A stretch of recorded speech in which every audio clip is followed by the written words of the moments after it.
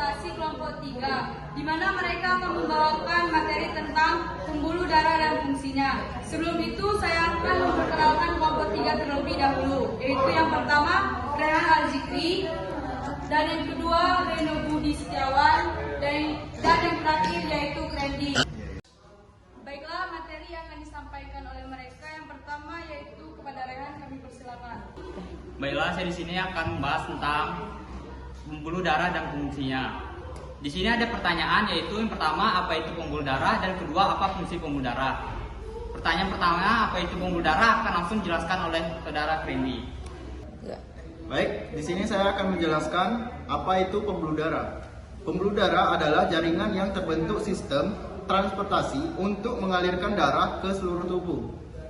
Pembuluh darah terdiri dari arteri, vena, dan kapiler.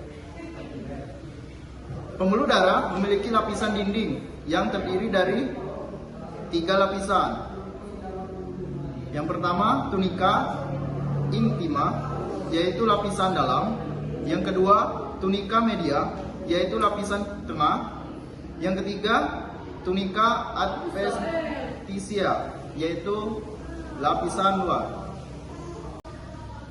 Berikut adapun jenis pembuluh darah. Yang pertama, arteri. Arteri berfungsi membawa darah kaya oksigen dari jantung ke seluruh tubuh. Yang kedua, vena. Vena berfungsi membawa darah yang mengandung lebih sedikit oksigen kembali ke jantung.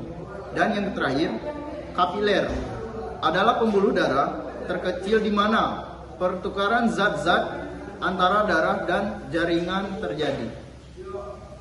Oke, selanjutnya saya akan membacakan yaitu fungsi pembuluh darah.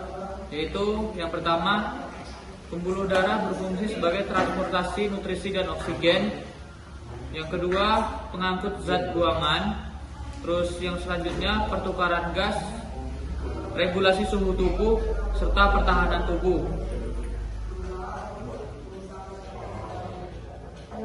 Terus penyakit-penyakit pada pembuluh darah.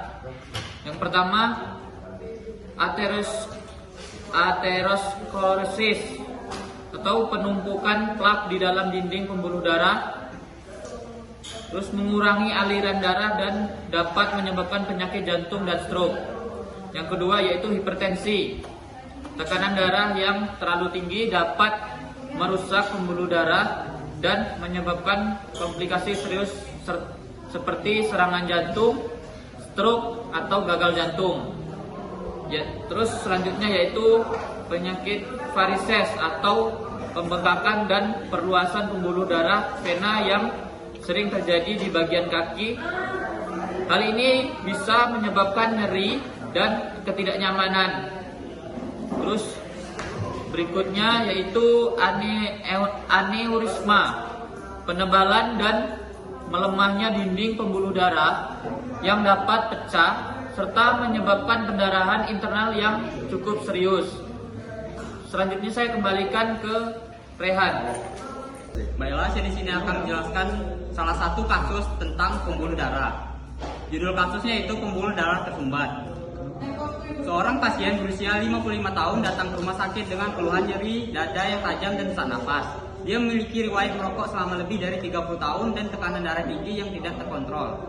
Pemeriksaan awal menunjukkan bahwa dia memiliki kolesterol tinggi dalam darahnya. Setelah pemeriksaan lebih lanjut, dia didiagnosis menderita aterosklerosis yang merupakan penyakit pembuluh darah di mana plak lemak menumpuk di dinding arteri.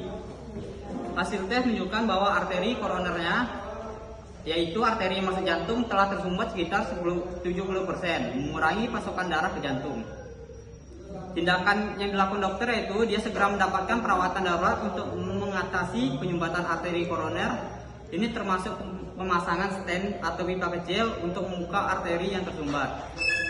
Dokter juga meresepkan obat-obatan untuk mengendalikan tekanan darah dan kolesterol. Dia juga dianjurkan untuk berhenti merokok dan mengadopsi gaya hidup yang lebih sehat. Kasus ini menunjukkan pentingnya pengelolaan faktor risiko seperti merokok, tekanan darah tinggi, dan kolesterol dalam mencegah penyakit pembuluh darah seperti aterosklerosis. Langkah-langkah cepat dan efektif dalam membantu pasien mengatasi penyumbatan arteri dan meningkatkan kualitas hidup mereka. Baik, terima kasih untuk pemateri 1, 2, dan 3 telah menyampaikan materi tentang pembuluh darah dan fungsinya. Di sini saya akan menyampaikan sedikit kesimpulan, yaitu pembuluh darah merupakan komponen penting dalam sistem peredaran darah manusia yang memiliki peran krusial dalam menjaga kesehatan dan kelancaran proses fisiologis tubuh. Penting untuk menjaga kesehatan pembuluh darah melalui gaya hidup sehat, termasuk pola makan seimbang, olahraga teratur, menghindari merokok, dan mengelola stres. Dengan mengikuti saran-saran yang tepat dan menjalani pemeriksaan kesehatan secara berkala, kita dapat menjaga pembuluh darah tetap sehat dan mendukung kesejahteraan tubuh secara keseluruh. Oke, baik, saya sebagai moderator di sini, mohon maaf apabila penyampaian materi ada yang kurang. Saya akhiri, wabillahi taufiq wal hidayah. Wassalamualaikum warahmatullahi wabarakatuh. Baik teman-teman, jika kalian ingin bertanya dari materi kelompok 3, silakan komen di bawah. Terima kasih. Bye-bye.